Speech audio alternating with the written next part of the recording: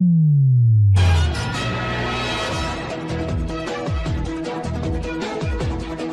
watching Sun TV, broadcasting to the world from studios in Providenciales, in the beautiful binational Turks and Caicos Islands. Sun TV, your source for real news as it happens.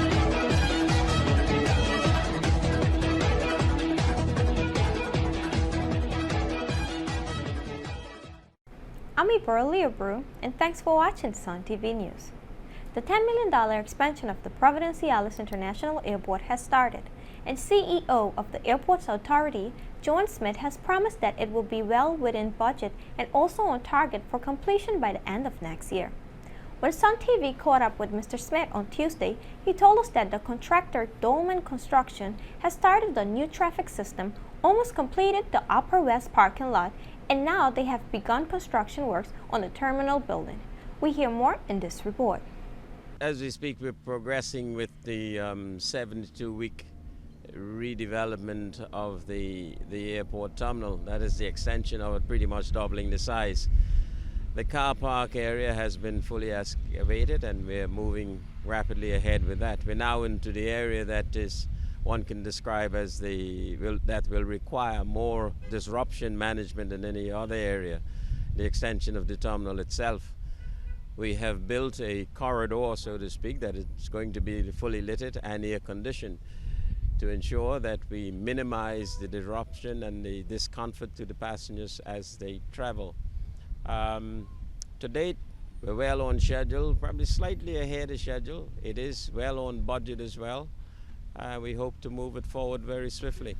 Be completed for Q4 of next year to 2014. 2014, the peak season of December 2014, before then. The capacity can be doubling the size, the existing size of the terminal.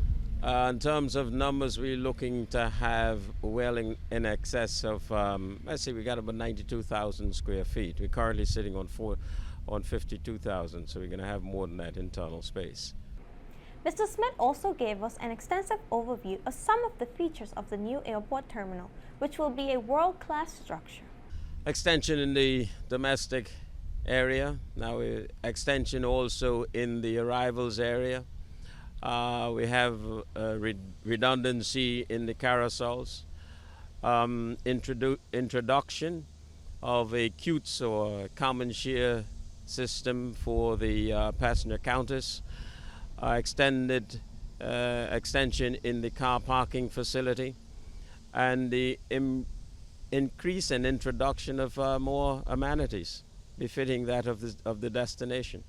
No, the tower is not low by international standards because a tower is designed to provide adequate line of sight coverage for the whole airdrome. So if you don't have anything blocking it, it can be rather low.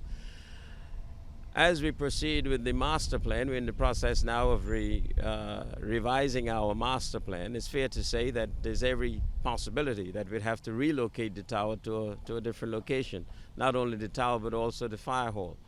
So these are some of the things that we'd be looking forward to making changes to. The face you see there that forms a part of a roundabout. The terminal comes out to somewhere to this area, and the road is here, and that is the exit road. Up on the hill, further up on the hill, there is the new parking lot.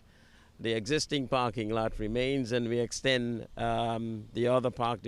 The executive parking lot is extended as well. The Airports Authority CEO explained that the capacity of the terminal will be doubled and will also have provision for growth. Smith told Sun TV they will be working to deal with having too many passengers at the airport during the peak period so that there will be less hassle for those who use the airport. We will accommodate all of the individuals in the inside of the terminal and have some capacity for growth as well. So we're seeing this as a mechanism, a vehicle to accommodate fully our passengers, the existing capacity, and to accommodate growth through to the next 5 to 10 years. It all depends on the growth and the slot management that we have introduced. We got over 1,000 passengers that come through the airport, right, currently. We're looking at growth 3.5% to 5% growth, so to be able to accommodate that as well. However, what is more important to us is the timing of the passengers. We always build things around a peak traffic period. And our peak traffic window is a 4-hour window. We're looking to stretch that out. In designing any terminal, one of the things you're looking to do is to ensure that your utilization is maximized. And the utilization of a terminal is maximized by spreading it over a more extended period of time, better than a 4-hour window that we currently have. That is managed through slot management as opposed to just dumping everyone into your destination at the same time. We must thank the stakeholders, the airlines, for working very closely with us in managing that. Most modern airports have jet bridges so that passengers going to and from planes will not be affected by weather conditions. Smith said there will be no jet bridges, but he said there will be some other attractive features. No, we won't have any jet bridges on this go around, but what we will have is a covered area, airside, to facilitate that. The airport boss said he is proud that the airport expansion project will be employing a large number of locals. Well, currently, as you may be fully aware of, the airport authority prides itself on ensuring that all of its contracts has a local involvement clause in it. And the local involvement clause that states that the local involvement must be in excess of 75%. I can safely say to you and can demonstrate to you that that is now in the 90-odd%. We never drop below that. The new terminal will also have full backup in case of power outages and an improved drainage system so that the problem of flooding will be a thing of the past. The new drainage system to accommodate the expansion, the drainage system is all through here under the run and into the main drainage system. So we capture that. In addition to that, in case we have 25-year storms, we have pumps as well, a facility to accommodate pumps and to move that off. We don't expect that we'll need that though. Well, the airport is really down. I mean, we must thank Fortis for that. We are top priority, one of the top priorities, I suppose, second to the hospital on their list.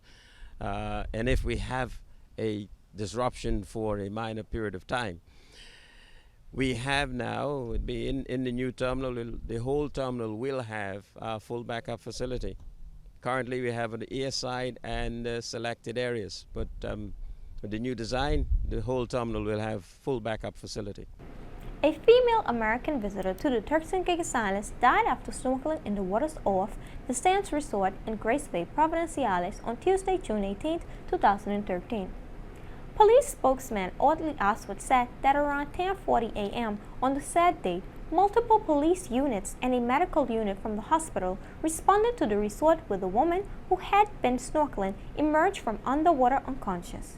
She was immediately taken out of the water where she continued to deteriorate, Oswald said.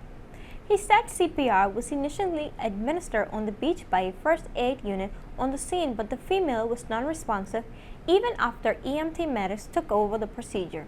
She was then taken to the hospital where attempts to resuscitate her were unsuccessful. The name of the victim is being withheld by authorities, but the Sun was informed that she was a nurse who normally travels with one of the owners of the condominium on Grace Bay. I'm Iberlia Brew, and thanks for watching Sun TV News. Join us again tomorrow when we bring you real news as it happens, directly to your computer or mobile device.